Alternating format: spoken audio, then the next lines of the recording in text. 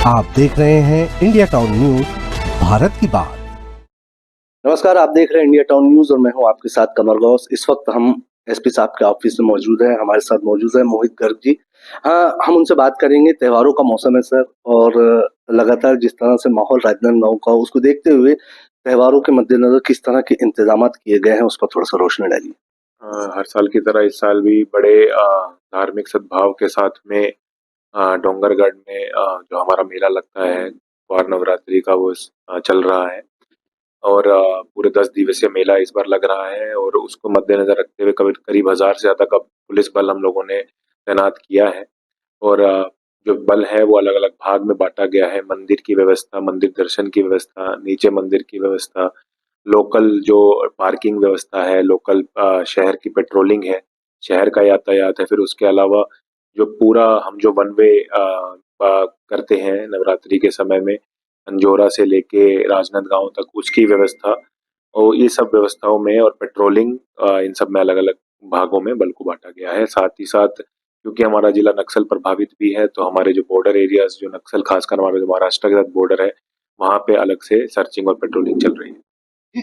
Sir, हम बात करें व्यवस्थाओं की। जिस तरह से आपने कहा कि वन वे भी किया गया है, और जिस तरह त्योहारों का मौका है, ये भीड़ भड़क्का होती है, लेकिन सर ये दो बार जो अभी जाम की स्थिति पैदा हुई और लोग बहुत ही ज्यादा परेशान हुए, उससे निपटने के लिए किसी तरह के आगे के इंतजाम होंगे? क्योंकि जिस तरह चिखली ब्रिज पर भी हुआ और कल हाईवे पर भी जाम लगा, लेकिन व्यवस्था जिस तरह की होनी चाहिए थी वो नहीं दिखाई दी। व्यवस्था निश्चित तौर पे, क्योंकि बारिश का मौसम है, काफी बड़ी संख्या में जो नेशनल हाईवे है उस पे वाहन चलते हैं। और जब पूरा एक साइड जो रोड का, एनएच का, जब ब्लॉक कर दिया जाता है, तो जो पूरा ट्रैफिक का लोड है वो एक रोड पे आता है। तो उसकी वजह से, और खासकर बड़ी गाड़ियां काफी चलती हैं एनएच होने की वजह से, और कोई भी गाड़ी खराब होती है तो उसकी वजह से पूरी जो श्रृंखला है गाड़ियों की वो बाधित हो जाती है। कुछ लोग गलत तरीके से गाड़ी दूसरी लेन में घुसा देते हैं, उससे भी बाधित होती है। तो उसको लेके बीच बीच में उन गाड़ियों को जहां जहां पे पॉइंट मिलता है वहां पुलिस का बल जाता है, ट्रैफिक का बल जाता है। परसों खासकर काफी शाम में काफी ट्रैफिक जाम हुआ था। रात में सुबह 6 बजे तक हमारे जवान और हमारे अधिकारी उस जाम को खुलवाने में लगे थे। उसके बाद से हम लोगों ने जो ट्रैफिक में बल को, करीब 40 का बल अपने और बढ़ाया है पूरे हाईवे के स्ट्रेच पे। अभी भी लगातार मौसम खराब है और अ, लगातार बल लगा हुआ है जो ट्रैफिक का मूवमेंट करा रहा है। स्लो है लेकिन मूवमेंट लगातार चालू है। भविष्य में भी ये जो है, क्योंकि हर साल जो है दर्शनार्थियों की भीड़ भी ज्यादा है और साथ ही साथ एनएच का लोड भी बढ़ता जा रहा है। भविष्य में इस को काबू करने के लिए, बेहतर व्यवस्था के लिए, हमने पहले भी प्रस्तावित किया है कि जो हमारा राम दरबार मंदिर तक अभी सर्विस लेन है, उसको अंजोरा तक अगर पूरी सर्विस लेन बना दी जाए और उस सर्विस लेन में पदयात्रियों को जाने दिया जाए, ताकि दोनों तरफ का एनएच का जो लेन है वो खुला रहे और जो वाहनों का आवागमन है वो सुचारू रूप से चलता रहे और पद यात्रियों को भी किसी तरह की दिक्कत ना हो। ये प्रस्ताव भी हम लोगों ने कई बार डिस्कस किया है और हमें पूरी उम्मीद है कि भविष्य में इस पर काम होगा तो ये जो ट्रैफिक की समस्या है, जाम की समस्या है, ये भी बहुत हद तक खत्म हो जाएगी। जी, सर, अगर राजनांदगांव की कानून व्यवस्था की तरफ अगर नजर डाले, तो अभी बीच में बड़ा छोट-मोट घटनाएँ तो हर जगह होती है, लेकिन सर अभी पिछले कुछ 10-15 दिन में जिस तरह के मामलात पेश आए हैं, वहाँ पे थोड़ा-सा लचर व्यवस्था सामने दिखी। चिखली क्षेत्र में लगातार मर्डर हुए, और उसके बाद मेन जो बाज़ार है, मानव मंदिर, वहाँ पे बड़ी चोरी हुई। तो इस तरह की घटनाएँ क्यों पेश आई? क्या कहाँ कमी हो गई सर पुलिस? देखिए, जो बजरंगपुर नवा वाली घटना थी, वो जैसा कि सब लोग जानते हैं, गणेश विसर्जन में काफी बड़ी संख्या में बल लगा था और शहर में पहली बार गणेश विसर्जन बिना किसी सिंगल घटना के, इस बार बहुत ही शांति से पूरा गणेश विसर्जन को पुलिस और प्रशासन ने करवाया।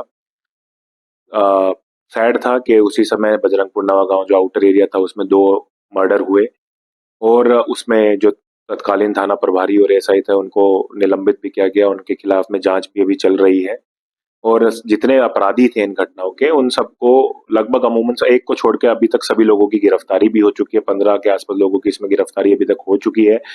पुलिस लगातार वहां पे पेट्रोलिंग भी कर रही है और जो दूसरी घटना थी जो चोरी की हम बात कर रहे हैं, जो शहर में जो गणेश मेडिकल और नरेश फॉल्स में चोरी की घटना हुई थी, उसमें पेशेवर चोर हम लोगों ने काफ़ी फुटेजेस निकाले हैं। सुबह-सुबह की घटना थी और काफ़ी पेशेवर जो एक गैंग था, इसके पीछे ऑलरेडी हमारी टीम लगी हुई है।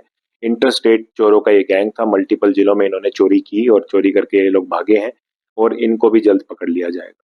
सर, इस तरह की घटनाओं पे जिस तरह से अभी राजनांदगांव बिल्कुल बिखरा हुआ नज़र आया, इस तरह की घटनाओं पे लगाम कसी जाए और ऐसी घटनाएँ ना हो और जो मुजरिम हैं, जिनके हौसले बड़े हैं, उनके लिए क्या है आगे के लिए पुलिस किस तरह से इन पे कंट्रोल करेगी और किस तरह का व्यवस्था रहेगी?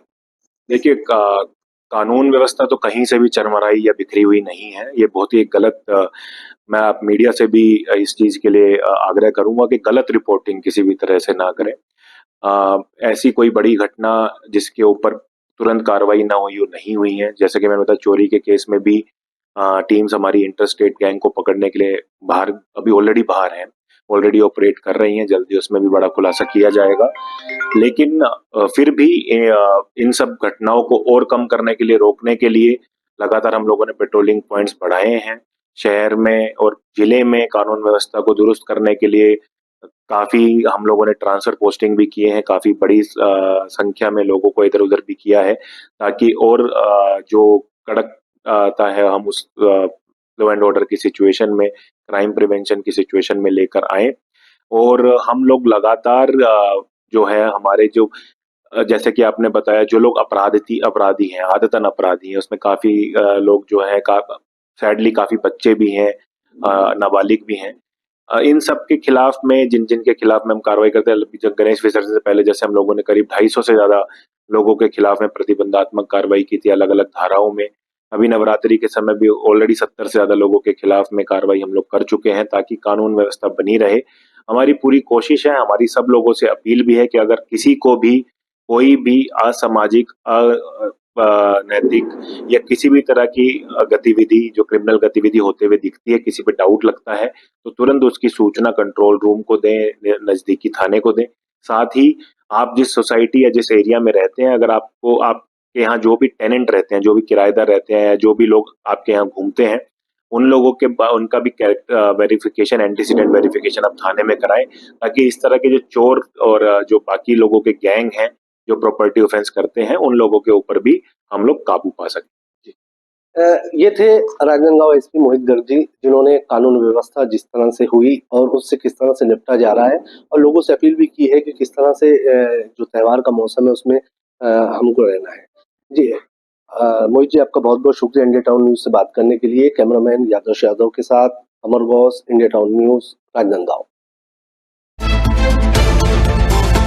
आप देख रहे हैं इंडिया टाउन न्यूज, भारत की बात।